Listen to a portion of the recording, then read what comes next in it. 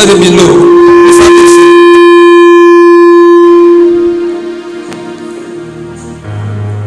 So yesterday I began with us from Matthew chapter 11 from verse 1 to 6. Can I get it on the board, or I should use my Bible?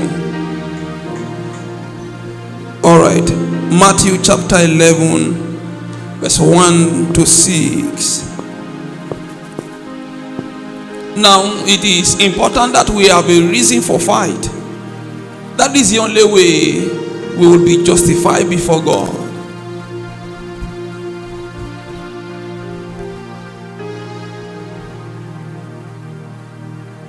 Are you listening to me?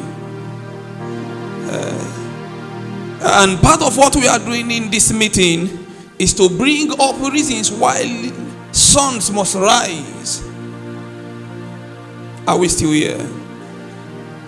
So yesterday I said that there was a question that John the Baptist popped up that is in the atmosphere.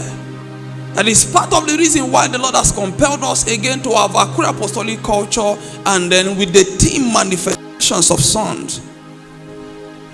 I told us that the corruption that has eaten the world, eaten the church, that has eaten every sphere of human influence can only be resolved when sons rise. As a matter of fact, part of the dealings I began to have with God as we prepare for this conference is that Peter Obi was not the answer to Nigerians' problem. He's a righteous man rising to sit on the throne that is the answer to Nigerian problem. Several persons have cried from different quarters, and their lamentation is that Nigeria lacks leaders. Nigeria lacks leaders. The problem is that we do not lack leaders. We lack righteous leaders. And you to know that anybody who is in any leadership position by virtue of selection or ordination has become a leader. But you see, what that person will do at the cost of leading the people is a product of who he is. So we have said again and again that money in the hand of a man that does not know God is weapon to advance kingdom of Satan. Power in the hand of a man who does not have a relationship with the Father is an opportunity to advance the cause of Satan. And corruption and this vanity that has eaten the world, they are only expression of the very presence of Satan. And there is no self-human influence that Satan left untouched. There is no sphere. There is no sphere of human influence. Few months ago, I had that Holy Ghost.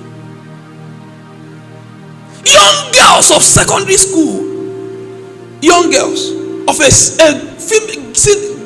girls secondary school, they did open vagina day, open private part day. That was what they celebrated. My wife came back from work one day and she came with a lamentation. Her lamentation was so much that both of us had to cry for what Satan is doing and the church is sleeping. It was the day for what is it called now?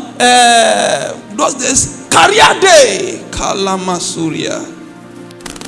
It was career day for students who are between the age of 7 and 13. I'm not sure anybody, they are more than 13, 15. And the student came to school dressed in the regalia of a witch.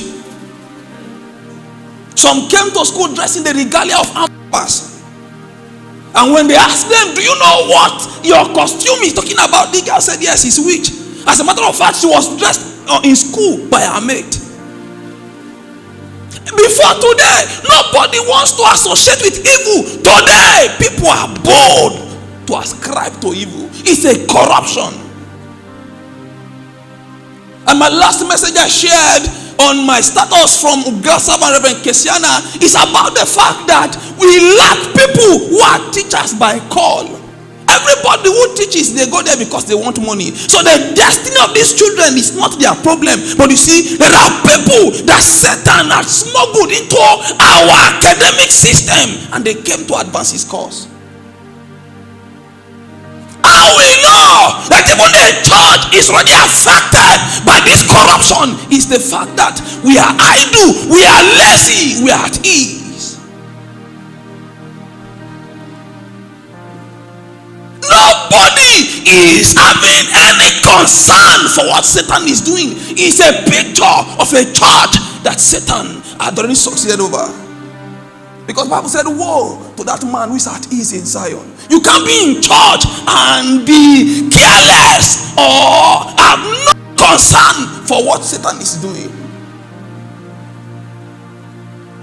So the corruption that before John the Baptist, with which we now have this concern today, is that John the Baptist, though